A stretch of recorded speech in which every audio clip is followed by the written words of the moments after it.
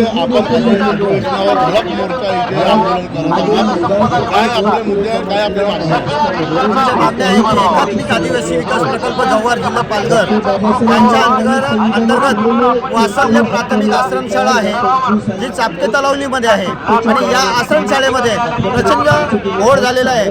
विद्यार्थ्यांवर अन्याय होत आहे सातत्याने, त्यांना पोषण आहार मिळत नाही, त्यांच्यावरती म्हणजे त्यांना रोज जे जेवण द्यायला पाहिजे ते पोटभर जेवण दिलं जात नाही, अशा प्रकारचा पुन्हा शिक्षण बरोबर नाही आहे। आणि सर्वात महत्त्वाची गोष्ट अशी आहे की या शाळेचा जो मुख्याध्यापक आहे सुधीर मरिबा माने याने अप्पर आयुक्त कार्यालयाची ऑर्डर हेमंत पाटील नावाचे तत्कालीन अधिकारी होते यांच्यासोबत हॉटेलवर बसून काढलेली आहे। आणि त्याही पुढची महत्त्वाची गोष्ट अशी आहे की त्यांचा जो मुख्याध्यापक पदाचा प्रस्ताव ह्या प्रकल्प कार्यालयात सुद्धा आवक जावकला नोंद नाही आहे, त्यानंतर त्या प्रस्तावाची नोंद अप्पर आयुक्त कार्यालयात सुद्धा नाही आहे। म्हणजे प्रस्तावच नसताना शिक्षण सेवकाचा डायरेक्ट मुख्याध्यापक केला आहे आणि त्या मुख्याध्यापकाला शासन आज 1.5 लाख रुपये पगार सातत्याने देत आहे। गेल्या 2 वर्षापासून ही बाब आम्ही निदर्शनात आणून दिली, परंतु त्यावर काही झालं नाही। परंतु आत्ताचे जे अप्पर आयुक्त आहे माननीय गोपीचंदजी कदम साहेब, जे ठाण्याचे अप्पर आयुक्त आहे, एकदम कर्तव्यदक्ष अधिकारी आहे। तात्काळ ती ऑर्डर जी आहे त्यांची मान्यता अवैध ठरवली आणि माननीय प्रकल्प अधिकारी आहे आता सध्याच्या डॉक्टर अपूर्वा बासूर मॅडम एकदम कर्तव्यदक्ष आहेत, त्यांनी तात्काळ या प्रकरणाची दखल घेतली आणि या सर्वांवरती कारवाई करण्याची प्रक्रिया सुरू केलेली आहे।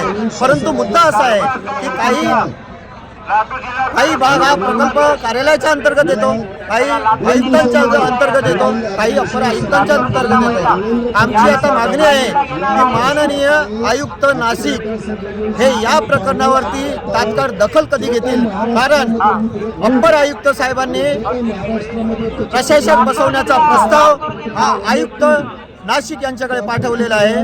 माननीय प्रकल्प अधिकारी जव्हार डॉक्टर अपूर्वा बासूर मॅडम यांनी सुद्धा प्रस्ताव हा आयुक्त कार्यालयाकडे पाठवलेला आहे, परंतु आयुक्त यावर कधी निर्णय घेतील हा प्रश्न आहे।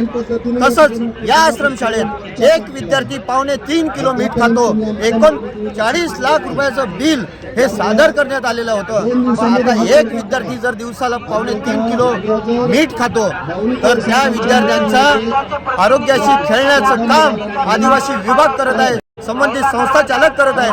म्हणून या सर्व संस्था चालकांवरती संस्था चालक नामदेवराव मोडके हा एकदम उन्मत्त झालेला PWD मध्ये असलेला आणि तिथून रिटायर झालेला अधिकारी आहे, यांनी गारगाव येथील ब्रिज खाल्लेला आहे। हे प्रकरण अजूनही मंत्रालयामध्ये प्रलंबित आहे आणि PWD म्हणजे सार्वजनिक बांधकाम विभाग हे आश्रमशाळा बनवलेली आहे। म्हणून असा अधिकारी कारवाई करावी आणि आतापर्यंत लाटलेले जे 35-40 करोड रुपये अनुदान आहे ते सुद्धा शासनात जमा करावं। सर्व बेकायदेशीर चाललेलं आहे आणि सहाय्यक प्रकल्प अधिकारी आणि संबंधित काही अधिकारी वर्षानुवर्ष त्या टेबलवर असतात। प्रकल्प अधिकारी जे नवीन येतात IAS बनून येतात ते कर्तव्यदक्ष असतात, परंतु त्यांना आणि मंत्र्यांना बदनाम करण्याचे काम हे खालचे अधिकारी करतात, संबंधित मुख्याध्यापक आणि संस्थापक करतात।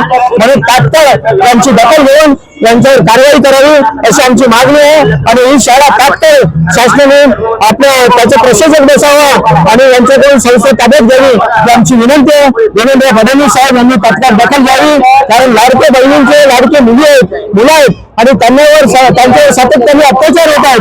म्हणून देवेंद्र फडणवीस साहेब आपण या लाडक्या बहिणींच्या मुलांचे मामा आहेत आणि मामा म्हणून आपली एक जबाबदारी आहे की आपल्या भाच्यांना तात्काळ संरक्षण मिळावं, तात्काळ शिक्षण मिळावं आणि त्यांचं सततचं होणारं शोषण हे थांबवण्यात यावं ही या ठिकाणी मी विनंती करतो।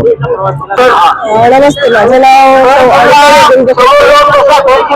सामाजिक कार्यकर्ता आहे, सोबतच मुंबईमध्ये एज्युकेशन हा प्रोजेक्ट चालवतो। शाळा विद्यार्थी शाळेत जाऊ शकत नाही, पुलाखाली राहणारे कुटुंब आहेत, रस्त्यावरती भीक मागणारे मुलं आहेत, विकणारे आहेत, जे काही कागदाने शाळेत जात नाही अशा विद्यार्थ्यांसाठी काम करतो। आणि माझ्याकडे जो हा विषय आला आश्रम शाळेच्या विद्यार्थ्यांचाच आहे, ज्या शाळेमध्ये विद्यार्थ्यांवर मुलांवरती अनेक अन्याय अत्याचार होते आहे.